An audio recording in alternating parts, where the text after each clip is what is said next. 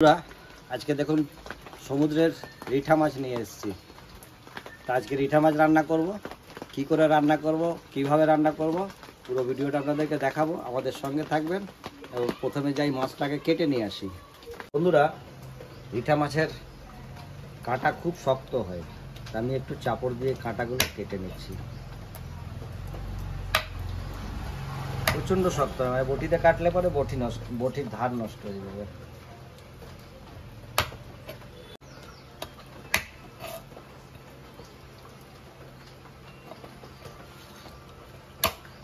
আওয়াজ শুনছেন কত শক্ত কাঁটাগুলো? বিশাল শক্ত, বিশাল শক্ত। বাজারে কিনে নিয়ে আসলে পরে ওনাদের বটি খুব মজবুত থাকে, তাই কেটে বার করে দেয়। আমি মাথাটাও কেটে বাদ দিয়ে দেবো। দেখেছেন কত শক্ত।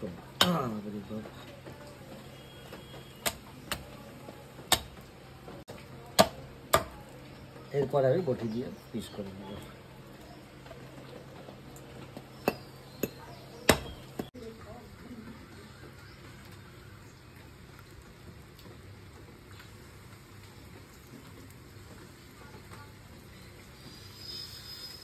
সমুদ্রের মাছ যত রকমের মাছ আছে না কেন, প্রত্যেকটা মাছ কিন্তু খুব সুস্বাদু হয়।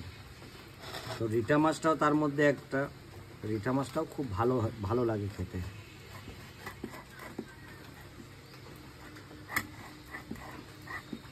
সময় তো দেখুন পেটের মধ্যে দিয়ে কি সুন্দর ডিম বেরিয়েছে। আরো ডিম আছে মনে হচ্ছে। এই পড়ে গেল একটা, এই আরো।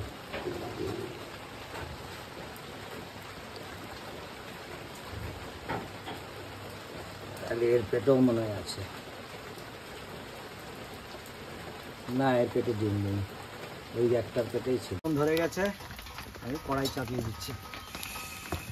এই যে মাছ দিয়ে নিয়েছি, আমি দিয়ে দেবো নুন আর হলুদ।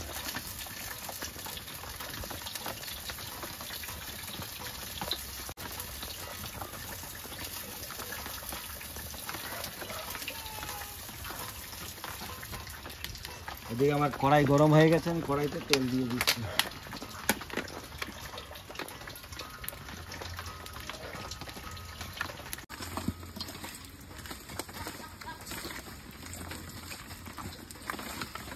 হলুদ মাখিয়ে নিচ্ছি, এবার দেবো একটু কাঁচা তেল। কেন রিঠা মাছ ভাজার সময় ফুটবে, কিন্তু কম ফুটবে।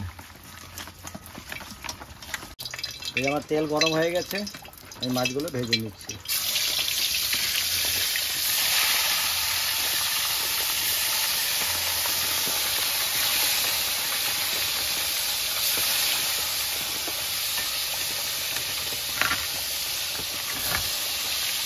হয়ে গেছে ভাজা, অন্য সাইডটা আমি উল্টে দিচ্ছি।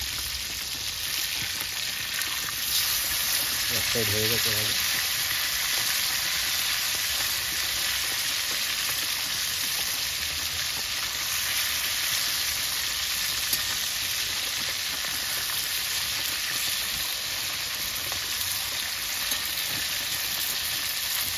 সর্ষের তেল দিয়ে মাছটা মাখিয়ে দিলাম বলে মাছটা কিন্তু একটাও ফোটেনি।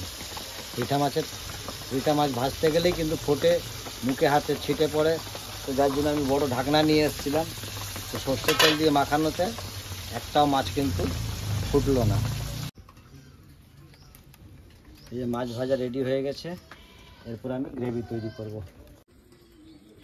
ফোড়নে দেবো শুকনো লঙ্কা, কটা তেজপাতা,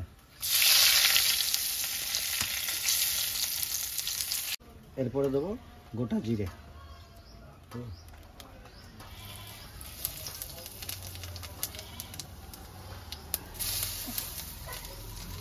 এরপরে দেবো পেঁয়াজ কুচি,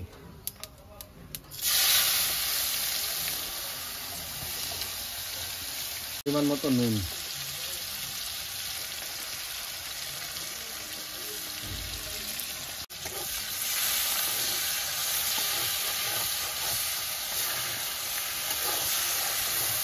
দিয়ে দেবো বাটা রসুন,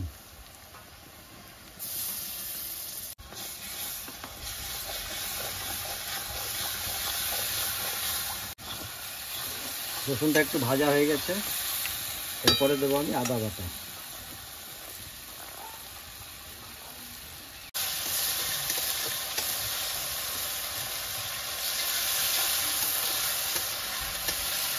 দেবো কাঁচা জিরে বাটা।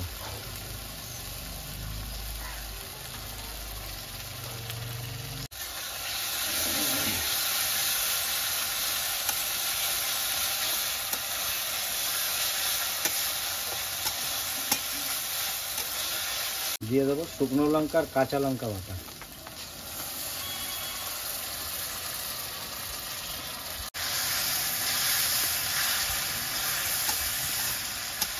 সামান্য গোলমরিচের গুঁড়ো। গোলমরিচের গুঁড়ো দিলে পরে সবজির স্বাদটা একটু অন্যরকম হয়ে যায়। তো যাই হোক, এটা রিঠা মাছ, সমুদ্রের মাছ, অনেক সময় অনেক দিন পরে আসলে পরে সেক্ষেত্রে মাছের থেকে সেন্ট দেয়, কিন্তু এই মাছটা একদমই তাজা মাছ, মানে 2-1 দিনের মধ্যেই চলে এসছে। এরপর আমি দিয়ে দেবো হলুদ।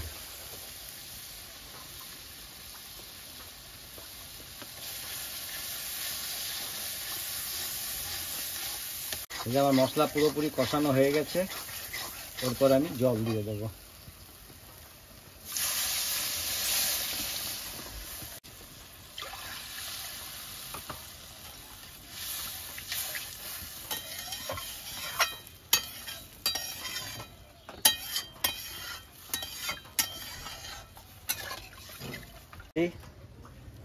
আমি এবার মাছগুলো ছেড়ে দেবো।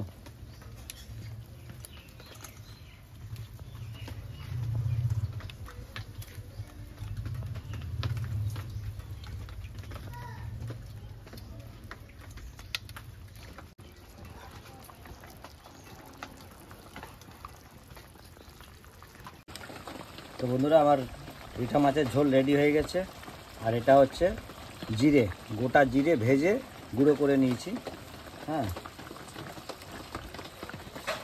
একটা আলাদা স্বাদ পাওয়া যাবে।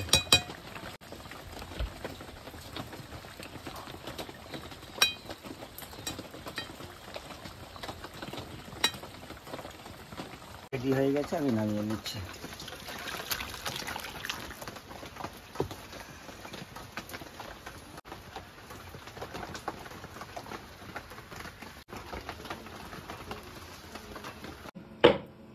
তো এই যে গরম গরম ভাত, দাও মাছ দাও।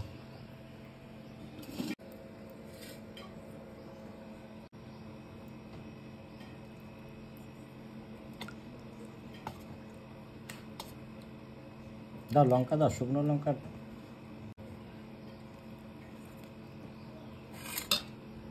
আজকে মাছগুলো একদম তাজা মাছ, মানে 2-1 দিনের মধ্যেই এসছে। মাছগুলোতে কোনো রকম কোনো গন্ধ বাতাস নেই। বাজার থেকে আরও অনেকবার রিঠা মাছ এনেছি, তো তাতে মানে ভাজবার সময় খুব গন্ধ দিত। এই মাছটাতে কিন্তু একদম গন্ধ নেই, একদম টাটকা মাছ। আর ঝোলটা একদম পাতলা ঝোল করেছি, খুব সুন্দর হবে। খেয়ে দেখি কীরকম হয়েছে গরম গরম ভাতের সঙ্গে। দেখবেন মশলাপাতি যত কম দেওয়া হয় তত সেটা কিন্তু খেতে ভালো হয়। বেশি মশলা দিলে পরে তখন ভালো লাগে না, খাবার মুখটা নষ্ট হয়ে যায়।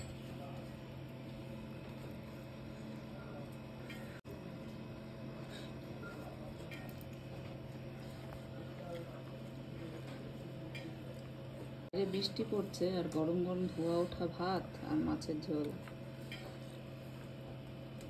আবার একদম পাতলা ঝোল, খুব সুন্দর।